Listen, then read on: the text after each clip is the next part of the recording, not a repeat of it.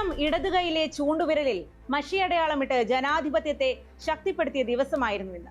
കേരളത്തിന്റെ 16ാം നിയമസഭയിലേക്കുള്ള 883 സ്ഥാനാർത്ഥികളുടെ വിധി ജനമെഴുതിയ ദിവസം. 2.71 കോടി വോട്ടർമാരിൽ ബഹുഭൂരിപക്ഷം പേരും അത് ശക്തമായി നിർവഹിക്കുകയും ചെയ്തു. സീറ്റുകൾ പിടിച്ചടക്കുക എന്നതല്ല, ജനങ്ങളെ ജനാധിപത്യത്തെ പറ്റി ബോധവൽക്കരിക്കുക എന്നതാണ് തെരഞ്ഞെടുപ്പുകളുടെ ചൈതന്യമെന്ന് മഹാത്മാഗാന്ധി പറഞ്ഞിട്ടുണ്ട്.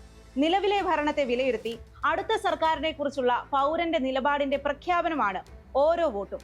വോട്ട് രാജ്യത്തിന്റെ മാത്രമല്ല, അത് രേഖപ്പെടുത്തുന്നവരുടെ വിധിയുമാണ് നിശ്ചയിക്കുക.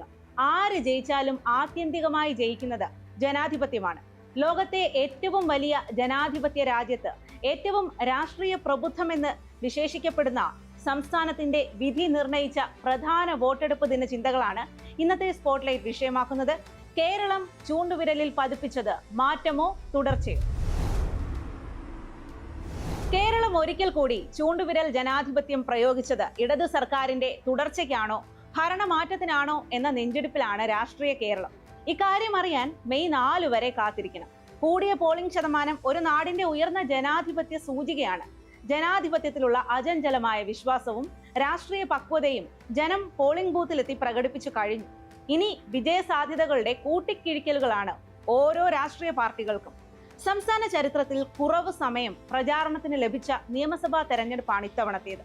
നിയമസഭാ തെരഞ്ഞെടുപ്പ് പ്രഖ്യാപനം മുതൽ വോട്ടെടുപ്പ് വരെ 25 ദിവസം. ഇതിൽ പരസ്യ പ്രചാരണത്തിന് ലഭിച്ചത് 23 ദിവസം.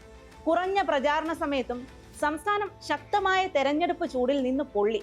രാഷ്ട്രീയ ആരോപണ പ്രത്യാരോപണങ്ങൾക്കും വിവാദങ്ങൾക്കും വാഗ്വാദങ്ങൾക്കും ഒട്ടും കുറവുണ്ടായിരുന്നില്ല. അതിതീവ്ര പ്രചാരണ ക്ലൈമാക്സിൽ അതിഗുരുതര ആരോപണങ്ങളുടെ പെരുമഴയായിരുന്നു. കേരളം ഇതുപോലത്തെ തെരഞ്ഞെടുപ്പ് സാഹചര്യം അഭിമുഖീകരിച്ചിട്ടില്ല. ഇടത് വലത് മുന്നണികളെ മാറി മാറി പരീക്ഷിച്ച ശീലം കഴിഞ്ഞ തെരഞ്ഞെടുപ്പിലെ തിരുത്തപ്പെട്ടതാണ്. വിധി നിശ്ചയിക്കുന്ന ഭരണവിരുദ്ധ വികാരം ഉണ്ടോ ഇല്ലയോ എന്നത് ഇനിയും വ്യക്തമല്ല. ഭരണവിരുദ്ധ വികാരം ഇല്ലെന്ന് ഭൂരിഭാഗം തെരഞ്ഞെടുപ്പ് വിദഗ്ധരും വിലയിരുത്തുമ്പോൾ LDFനെതിരായി ന്യൂനപക്ഷ വോട്ടുകളുടെ ഏകീകരണമുണ്ടെന്ന സൂചനകളാണ് പുറത്തുവരുന്നത്. ചില പ്രീപോൾ സർവേകൾ വെളിവാക്കുന്നതും ഇക്കാര്യം തന്നെ. 10 വർഷം അധികാരത്തിന് പുറത്തുനിന്ന UDF മുന്നണിയുടെ നിലനിൽപ്പ് തന്നെ ഈ ജനവിധിയെ ആശ്രയിച്ചാണ് ഇരിക്കുന്നത്. ഭരണത്തിലേറിയില്ലെങ്കിൽ UDF സംവിധാനം തന്നെ ഉലയുമെന്നതിനാൽ ഈ തെരഞ്ഞെടുപ്പ് അവർക്ക് ജീവൻ മരണ പോരാട്ടം തന്നെയാണ്. തദ്ദേശ തെരഞ്ഞെടുപ്പിലെ വലിയ വിജയത്തിന് ആധാരമായ രാഷ്ട്രീയ സാഹചര്യം അതേപടി നിലനിൽക്കുകയാണെന്നും UDF വിലയിരുത്തുന്നു. 2021 ഇടത് വലത് മുന്നണികൾ തമ്മിലെ വോട്ട് വ്യത്യാസം 6.14% അത് മറികടക്കണമെങ്കിൽ 2021 21 സീറ്റ് മാത്രം വിജയിച്ച കോൺഗ്രസിന് കുറഞ്ഞത് 30 സീറ്റെങ്കിലും അധികമായി വേണം. സർക്കാർ വിരുദ്ധ വോട്ടുകൾ BJPയിലേക്ക് പോകാതെ UDFൽ പിടിച്ചു നിർത്തിയാൽ മാത്രമേ അത് സാധ്യമാകൂ. ബംഗാളും ത്രിപുരയും കൈവിട്ടതോടെ ദേശീയ രാഷ്ട്രീയത്തിൽ CPIMന് പിടിച്ചു നിൽക്കാനുള്ള ഏക മാർഗം കേരളത്തിൽ അധികാരത്തിൽ തുടരുക എന്നതാണ്. അതിനാൽ CPIMനും നിർണായകമാണ് തുടർഭരണം. മുൻ തെരഞ്ഞെടുപ്പുകളിൽ നിന്ന് വ്യത്യസ്തമായി പല മണ്ഡലങ്ങളിലും രണ്ടാം ശക്തിയായി NDA മാറിക്കഴിഞ്ഞിട്ടുണ്ട്.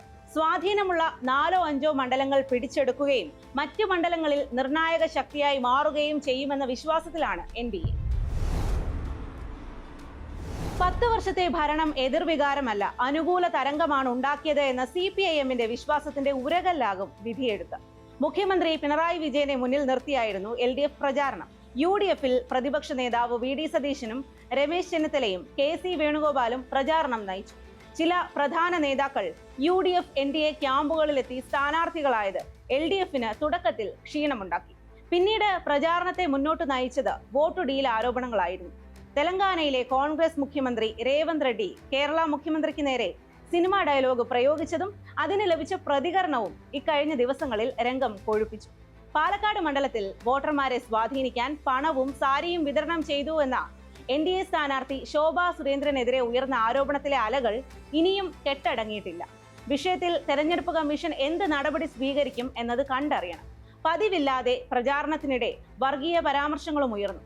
സാധാരണ അന്തിമ പ്രചാരണത്തിൽ ഭരണപക്ഷത്തെ പ്രതിക്കൂട്ടിലാക്കുന്ന ആരോപണങ്ങൾ തൊടുത്തുവിട്ട് മേൽക്കൈ നേടുന്ന പ്രതിപക്ഷത്തെയാണ് കണ്ടിരുന്നതെങ്കിൽ ഈ തെരഞ്ഞെടുപ്പിൽ വയനാട് പുനരധിവാസ പദ്ധതിയുടെ പേരിൽ പിരിച്ച പണം തട്ടിയെന്ന CPIM ആരോപണം നേരിടാനാകാതെ കുഴങ്ങുന്ന കോൺഗ്രസ് നേതാക്കളെയാണ് രാഷ്ട്രീയ കേരളം കണ്ടത്.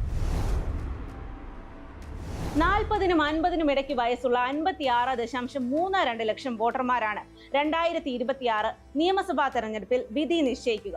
മാത്രമല്ല 85 വയസ്സിന് മുകളിൽ പ്രായമുള്ള 2.04 ലക്ഷം വയോജനങ്ങളും വോട്ടർമാരായുണ്ട്. അതിനാൽ സാമൂഹിക പെൻഷൻ ഉൾപ്പെടെയുള്ള വാഗ്ദാനങ്ങളും അവരുടെ അനുഭവങ്ങളും തെരഞ്ഞെടുപ്പ് വിധിയിലെ നിർണായക ഘടകമാകും. വോട്ടിംഗിൽ മുസ്ലിം ക്രിസ്ത്യൻ ഭൂരിപക്ഷ മേഖലകളിൽ കനത്ത പോളിംഗ് നടന്നുവെന്നതും ഫലസൂചനകളായി വിലയിരുത്തുന്നുണ്ട്. ചെറിയ അനിഷ്ട സംഭവങ്ങൾ ഒഴിച്ചാൽ കേരളം ആവേശകരമായ വോട്ടെടുപ്പിനാണ് സാക്ഷ്യം വഹിച്ചത്. ഭരണ തുടർച്ചയോ ഭരണമാറ്റമോ എന്ന ചോദ്യത്തിന് കേരളം നൽകിയ ഉത്തരം വോട്ടിംഗ് യന്ത്രങ്ങളിൽ സുരക്ഷിതമാണ്. പ്രവചനാതീതമായ ഈ പോരാട്ടത്തിന്റെ ഫലം അറിയാൻ മെയ് 4 വരെ കാത്തിരിക്കാം. ഇതോടെ ഇന്നത്തെ സ്പോട്ട്ലൈറ്റ് അവസാനിക്കുന്നു. നമസ്കാരം.